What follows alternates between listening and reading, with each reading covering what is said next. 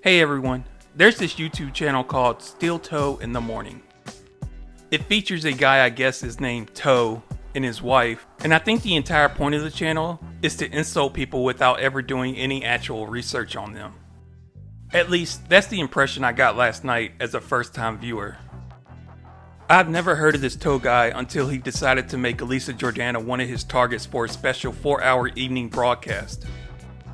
As I listened to this clueless douchebag run his mouth, I cannot believe how ignorant he was about literally everything he spoke about. You want to know why this dweeb decided to attack Elisa? He holds Elisa responsible for being swatted a few days ago. I kid you not, this idiot did not even know Elisa was swatted herself 2 weeks ago. Come on. I'm just doing my blog. Oh, okay. Well, I don't want to interrupt that, but we got a call in reference to shots fired. Shots fired? It was an automated call that listed this address. Oh, so I do a blog, and sometimes there's like weird people that find out my location, and I think they might have called you. Okay. Yeah. Hmm. Sorry. No, that's fine. I just want to make sure everything was okay. That's Oh fine. no, everything's fine. They call this being swatted, I think. Right. So this Toe guy's wife also received death and rape threats around the same time of the swatting. Instead of working with law enforcement to find the person responsible, they just go on air and send all these threats and insults to people like Elisa and her Kermit and Friends community. Imagine you're a husband to a wife receiving death and rape threats, and your solution is to attack another innocent woman who's literally received death and rape threats for over 20 years now, from assholes just like him. Unbelievable, right? Let's listen to some of the shit Toe and his wife had to say last night. Going to introduce you guys to Eliza Jordana. You might remember her from the Howard Stern show, someone who fucked her way to the bottom of the middle. She pretended to like Benji Bronk. So right off the bat, this guy has it wrong. Elisa met Benji on a dating site called JDate. Benji reached out to her.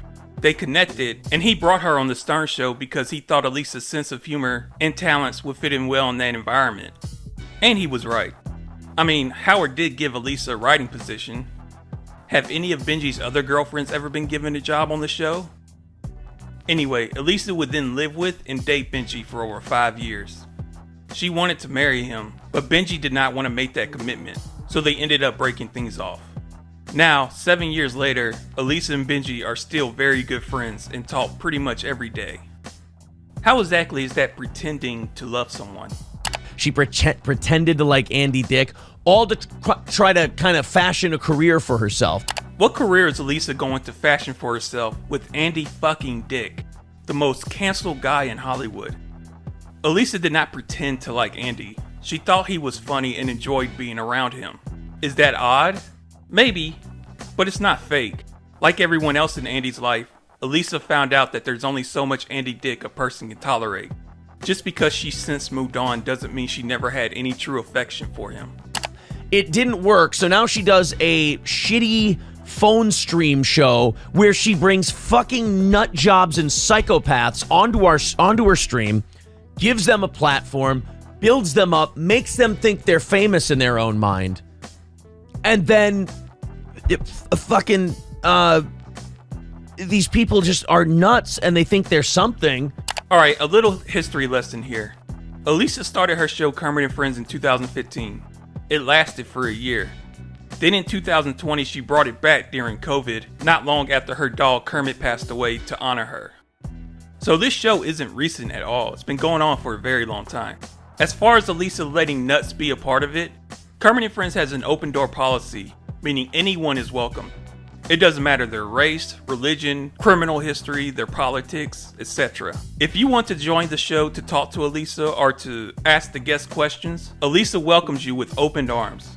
That's our niche and what makes us different from other talk shows. Listen, Toe, just because you think you're too good to talk to anyone you deem below your intelligence level, that doesn't mean every other show host has to be like you. And then you get vulnerable people like Jake. She'll prey on them. Jake will go, oh, this middling, decent 6.5, 7 chick who's, aging out of her looks. She's giving me attention. Oh my God, she likes me. She draws these people who think she's like their girlfriend. See how he just runs his mouth presenting no evidence of what he says? Surely if Elisa has ever led Jake Hudson on in any way, there would be clips of it or screenshots in the Discord. Jake, no offense to him, has been irrelevant in our community as a whole.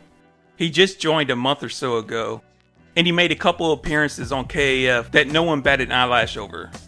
Elisa never flirted with him or made him think they could date. She's just polite to anyone who wants to be a part of her show. What's the crime in that exactly? And they go all nutty and they go all crazy. She's even said they stalk her and they do all this other stuff. Well, they do worse to people they don't like. So Jake gets involved with this group and he tells the psychos there about our show. This never happened. Again, I never heard of Steel Toe until they got swatted. Elisa never heard of this guy until last night. I don't know if Jake ever mentioned Toe on our Discord or not, but if he did, no one was paying attention or cared. This Toe guy most likely got swatted by someone who's been watching him for a while now. He's looking for other people to blame, and that's weak as fuck he's now choosing to harass an innocent woman after what his own wife went through. Also, who the fuck is this guy to comment on anyone's physical appearance?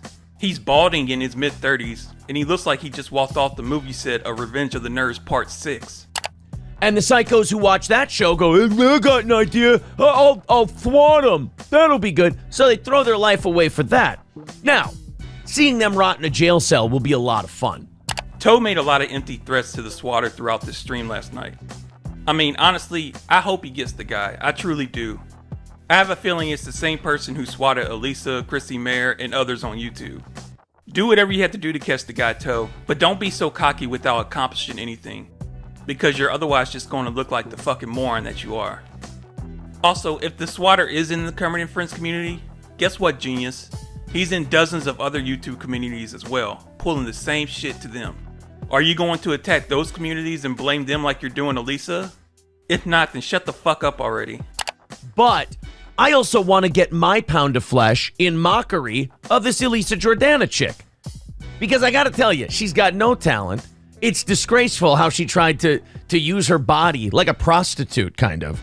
Like a prostitute uses their body to move up in the world. At least a prostitute is honest. You know, they have sex with you, they take your money, it's all up front, it's a transactional thing. This woman pretends to love a Benji Bronk. She pretends to love an Andy Dick. I already addressed this pretending to love crap, but I want to mention how Lisa's body isn't the reason she's successful at anything, but I'm sure she's flattered that you think her body is that great. This guy doesn't know that Elisa got a job selling commodities in 2018 and was extremely successful and made loads of money off of it. She couldn't use her physical attraction to make those sales, since they were all over the phone. It took skill, charm, and intelligence, and she was pulling in well over 6 figures a year. When you're doing something that impressive, Toe, please let the world know. Then, like she's a pimp, goes out and turns Andy Dick, sends him off to her friends so that they can split up Andy's money. Ooh. It's truly unbelievable how wrong this guy is. Andy Dick doesn't have any money. His wife is in control of his bank account and all his assets. Elisa spent literally thousands and thousands of dollars on Andy, buying him expensive meals, taking care of him the times he stayed with her, among other things. The time she cared for Andy, by the way, she would try her best to wean him off alcohol and drugs, but of course Andy would eventually leave. As far as Elisa shipping Andy off to live with friends, here's the true story behind that. Andy was in Las Vegas and got beaten to a bloody pulp. Broken alone, he called Elisa because he's burnt every other bridge in his life, and she was the only one he could ask for help. So she asked Wappy, a musician on Kermit and Friends, to go pick Andy up from his hotel and let him stay with him until he recovered. You can criticize Wappy for how he handled the situation, but it's totally unfair because you yourself have never had to deal with someone like Andy.